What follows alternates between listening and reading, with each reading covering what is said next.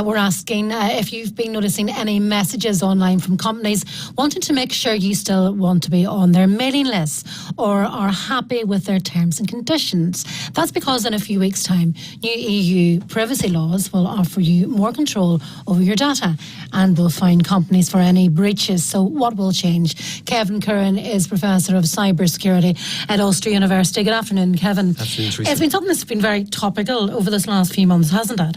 It has, of course, and people are waking up to the importance of data.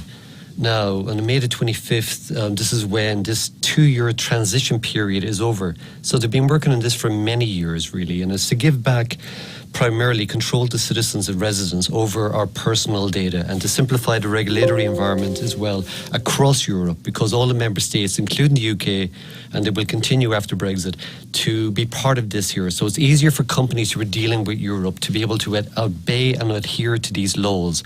And again, that from now we can, broadly speaking, GDPR brings in informed consent. So we have the right to be clearly informed why the data is needed, how it will be used, and consent must be explicitly granted. And then we have the right to access this data free of charge and any data collected by companies to see how it's being processed and to correct the data if it's inaccurate. And we also have the right to be forgotten, to ask them to delete any data on us. And also then the companies have to agree to export the data in a portable form. So therefore, one service can no longer have lock-in. That, in other words, we can get the data out of a company, even like Facebook, and move to another service with our data. So we have more control over our data. So does it give us a much greater protection then?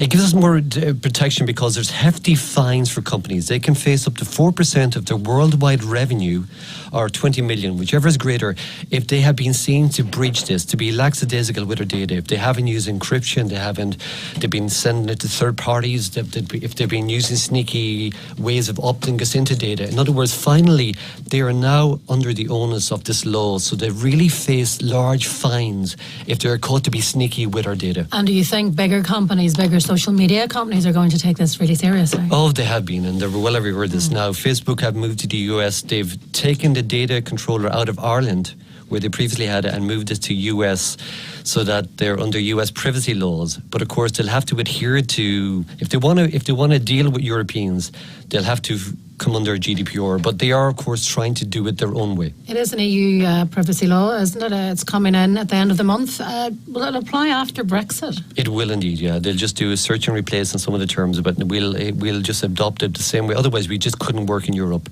In other words, any company trying to work with Europeans, sell to Europeans, has to comply with this. Okay. Well, thank you for making sometimes they're very complicated. You just take it and you simplify it, Kevin, as always. Thanks for that, Kevin Curran there, Professor of Cybersecurity at Ulster University. Now,